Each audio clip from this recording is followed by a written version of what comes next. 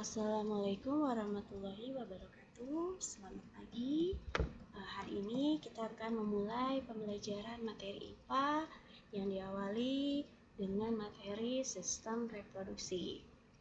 Nah, dalam materi sistem reproduksi manusia, kita akan mempelajari 3 sub pokok bahasan. Yang pertama itu adalah tentang pembelahan sel, lalu struktur dan fungsi sistem reproduksi manusia, dan kesehatan organ reproduksi manusia. Nah, untuk hari ini penjelasannya yang akan Ibu jelaskan itu adalah tentang pembelahan sel. Nah, pembelahan sel itu punya nama lain dengan istilah yaitu reproduksi sel. Nah, pembelahan sel yang terjadi pada makhluk hidup itu ada 2 macam, yaitu mitosis dan meiosis. Nah, sesuai dengan ilustrasi pada slide, nah ini dijelaskan bahwa pembelahan mitosis itu terjadi 1 kali pembelahan dengan hasil anakan dari 1 sel dihasilkan 2 sel anakan. Sedangkan pada pembelahan meiosis itu ada 2 kali proses pembelahan. Maka dari 1 sel induk nanti akan dihasilkan 4 sel anakan. Nah, pembelahan mitosis. Pembelahan mitosis ini seperti di awal Ibu bilang, dia akan menghasilkan 2 sel anakan dengan materi genetik yang identik dari sel induknya. Materi genetik itu adalah informasi-informasi tentang tubuh kita, seperti warna kulit, golongan darah, warna rambut, tinggi tubuh, dan sebagainya. Itu akan sama dengan sel induk. Nah, pembelahan mitosis itu terjadi pada organisme yang mengalami pertumbuhan, perbaikan jaringan, dan reproduksi aseksual pada organisme-organisme uniseluler seperti amoeba dan paramecium. Nah, jumlah kromosom sel anakan pada pembelahan mitosis itu bersifat diploid atau 2N. Kalau kalian ingat pada ilustrasi pembelahan sel itu kan terdapat jumlah angka 46. Nah, 46 itu adalah mengacu pada jumlah kromosom. Dalam pembelahan mitosis itu ada 2 siklus yang terjadi, yaitu ada siklus interfase atau pertumbuhan dan ada siklus pembelahan. Nah, siklus pembelahan sendiri itu dimulai dari profase, lalu metafase, lalu anafase, dan terakhir telofase. Nah, ini adalah ilustrasi yang terjadi pada fase-fase pembelahan, yaitu dimulai dari profase, ya, lalu ada metafase, ya, ini profase. Nah, lalu dimulai dengan metafase, kemudian anafase, lalu terakhir telofase.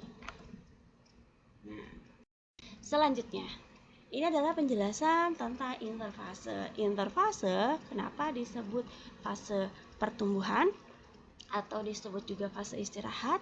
Nah, karena pada interfase ini terjadi proses persiapan. Jadi sel-sel tubuh kita itu menyiapkan diri untuk melakukan proses pembelahan. Nah, pada interfase ini merupakan tahapan yang paling lama dalam siklus. Jadi dia memakan hampir 90% waktu dalam pembelahan. Jadi kalau dalam 24 jam itu 22 jam digunakan untuk interfase. Sisanya digunakan untuk pembelahan. Nah, kenapa lama? Karena pada interfase sendiri ini terjadi proses-proses penting. Ya, prosesnya itu nanti terbagi menjadi 3 fase, yaitu gap 1, synthesis, dan gap 2. Nah, gap 1 ini disebut juga sebagai pertumbuhan primer. Karena di sini terjadi pembentukan atau duplikasi atau penggandaan organel-organel sel dan pertumbuhan sel. Nah, fase S itu dari kata sintesis, karena pada fase ini terjadi duplikasi atau penggandaan atau replikasi DNA. Jadi materi-materi genetik kita itu dikopi biar nanti sel anakannya menghasilkan atau mendapatkan materi genetik yang sama. Nah, fase terakhir itu disebut F2 atau pertumbuhan sekunder. Karena di sini ya terjadi proses persiapan untuk melakukan pembelahan. Nah, pada tahap ini juga tetap terjadi duplikasi dan pertumbuhan. Nah, kalau interfase sudah selesai, nanti sel akan menyiapkan diri untuk melakukan fase pembelahan, yaitu diawali dengan proses profase. Nah, profase apa yang terjadi?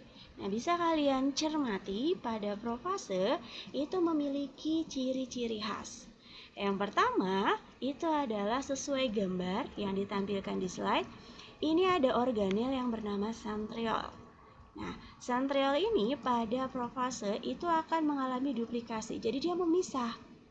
Ya, jadi centriole mengalami pembelahan dan pemisahan bergerak ke arah kutub berlawanan.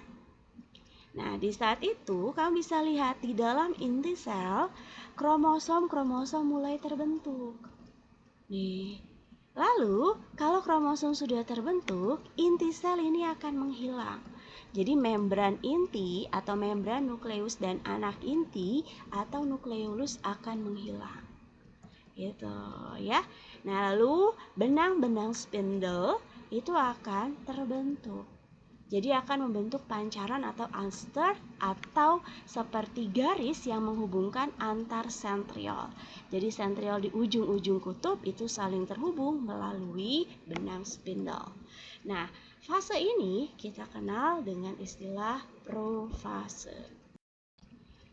Kalau profase sudah selesai, di mana cirinya centriole sudah ada di ujung kutub, benang spindle terbentuk, kromosom mulai menjajarkan diri, kita akan memasuki tahapan metafase. Nah, pada metafase mitosis ini dicirikan dengan benang spindle yang nampak jelas. Nah, kamu lihat benang spindlenya sudah mulai terlihat terbentuk dari ujung centriole bergerak ke arah tengah sel, ya. Lalu kromosom mulai bergerak yang awalnya terkumpul sekarang menjajarkan diri, ya, membentuk garis lurus tepat berada di tengah atau di bidang ekuator sel. Nah, nanti setiap kromosom itu terdiri dari 2 kromatid. Nah, kalau kamu amati ini kan ada 1, 2, 3, 4. Nah, ini masing-masingnya itu disebut kromatid. Nah, lalu pada setiap sentromer pada 2 kinetokor. Nah, ini kinetokor itu yang titik-titik tengah. Nah, ini contohnya yang di tengah sini ini adalah kinetokor. Ini kinetokor, ini akan dikaitkan dengan benang spindle. Jadi benang spindle ini akan berikatan dengan si kinetokor pada kromosom. Selanjutnya itu adalah tahapan anafase. Anafase selalu dicirikan dengan benang spindle yang memendek. Ketika benang spindle yang memendek, ini dia akan menarik lengan-lengan kromosom atau kromatid bergerak ke arah kutub berlawanan, diikuti dengan pelonjongan bentuk sel. Kalau kromosom atau kromatid sudah berada di dekat centriole atau berada di kutub-kutub masing-masing, berarti dia memasuki tahapan interfase. Nah, interfase itu dicirikan dengan kromatid yang sudah ada di kutub berlawanan. Kemudian kromatid tadi itu akan berkembang menjadi kromatin atau benang-benang DNA.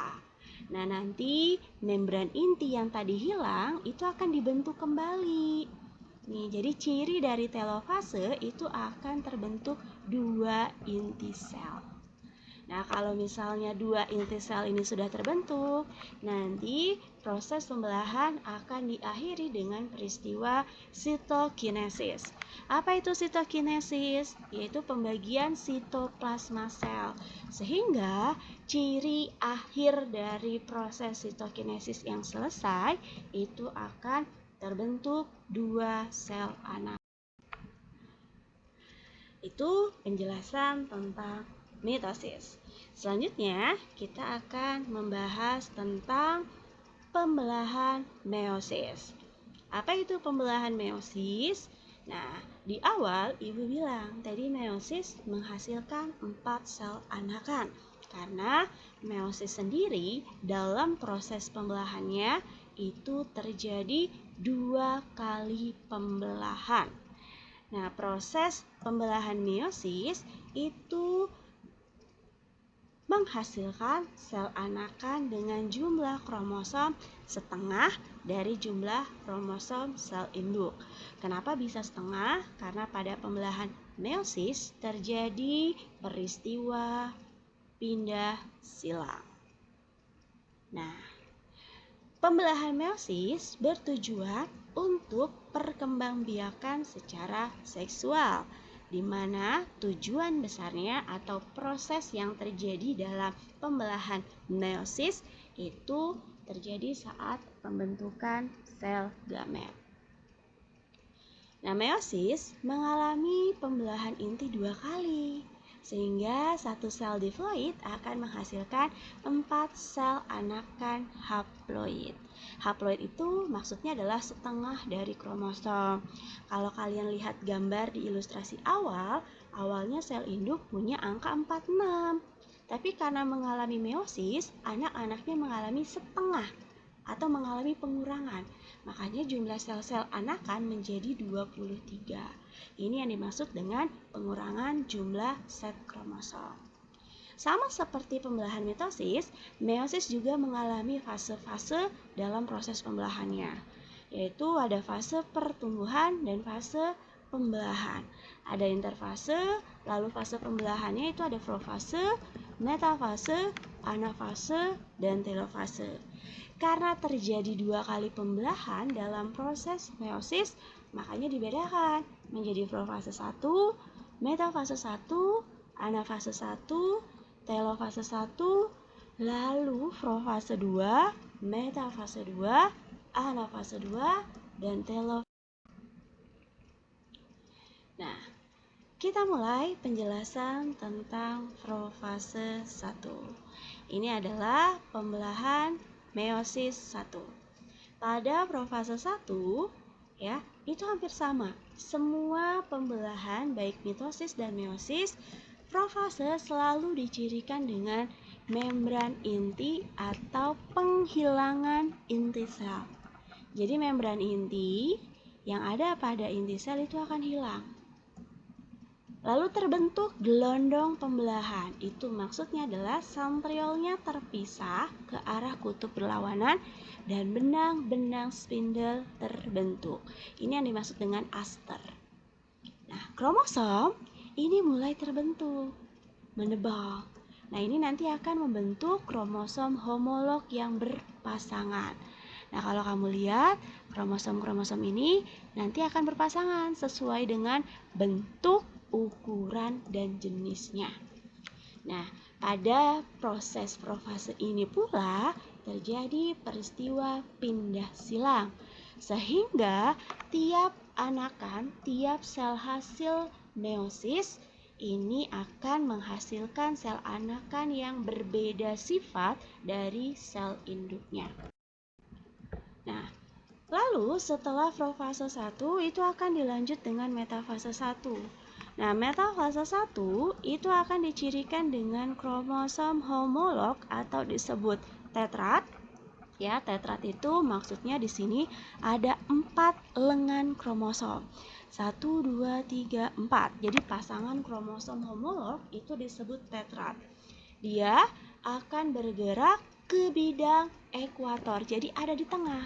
Pokoknya ingat, kalau kromosomnya ada di tengah berjajar itu pasti metafase. Selanjutnya itu adalah anafase. Nah, anafase itu dicirikan dengan adanya penarikan atau pemisahan kromosom homolog. Maaf ya. Jadi yang terpisah itu adalah kromosom homolog yang tadinya berpisah yang tadinya bersatu atau berpasangan dipaksa terpisah. Tuh, saat anafase. Jadi dia bergerak ke arah kutub berlawanan. Nah, kalau kalian lihat bentuk-bentuk kromosomnya nih, dia ada variasi. Yang warnanya biru ada ungunya sedikit. Yang warna ungu ada birunya sedikit. Kok bisa warna-warni gini, Bu? Nah, ini tadi yang terjadi peristiwa pindah silang. Jadi nanti setiap kromosom itu tidak sama atau berbeda. Nah, lalu anafase 1 ini nanti dia akan membagi isi kromosom yang tadinya diploid menjadi haploid. Nah, disinilah terjadi pengurangan set kromosom. Yang tadi jumlah kromosomnya ada 46, karena dipisah, maka nanti setiap sel akan menghasilkan 23 sel. Atau kita sebut sebagai haploid. Nah, terbentuk kembali membran inti, ya, dimana selain membran inti, nukleolus juga mulai terbentuk. Nanti akan diakhiri dengan proses sitokinesis sehingga dihasilkan 2 sel anakan yang bersifat haploid.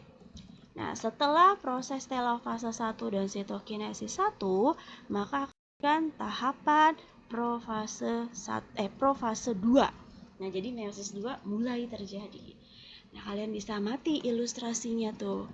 Jadi, profase 2 ini itu mengikuti profase awal, di mana membran intinya dan nukleolusnya itu akan dilebur atau dihilangkan. Kromosom yang terbentuk itu akan mulai bergerak atau memencar, menata diri gitu ya di benang-benang spindle yang mulai terbentuk. Nah, di sini terjadi pindah silang lagi nggak, Bu? Tidak. Pada profase 2 tidak terjadi peristiwa pindah silang. Jadi pindah silang itu hanya terjadi pada tahapan profase. Nah, selanjutnya metafase 2. Jadi metafase 2 itu nanti kromosom ya, ini bukan kromosom homolog lagi namanya, tapi disebut dengan istilah chromatid sister, ya, atau pasangan kromosom bersaudara. Nah, ini nanti terdiri setiap kromosom haploidnya itu akan ada di bidang ekuator, jadi berjajar di tengah. Nah, nanti setelah berada di tengah, dia akan memasuki tahapan anafase. Anafase itu dicirikan dengan pemisahan chromatid sister atau lengan-lengan kromosom ke arah kutub berlawanan yang diikuti dengan pelonjongan sel. Nah, di sini ada pengurangan lagi nggak, Bu? Tidak ada. Jadi pada anafase 2 tidak terjadi peristiwa pemisahan atau pengurangan set kromosom. Jadi pengurangan set kromosom itu hanya terjadi di anafase 1 saja. Kalau kromosomnya sudah ada di ujung-ujung pembelahan, itu akan memasuki tahapan selanjutnya, yaitu telofase 2. Ciri telofase 2 apa, Bu? Sama, yaitu pembentukan kembali inti sel, kromatid yang tadi terbentuk diurai menjadi benang-benang kromatin. Ya. Nah, nanti dari proses telofase itu akan dihasilkan 4 inti sel yang haploid. Kalau inti sel sudah terbentuk, akan dilanjutkan tahapan sitokinesis atau pembagian sitoplasma sehingga terbentuk 4 sel anakan yang haploid.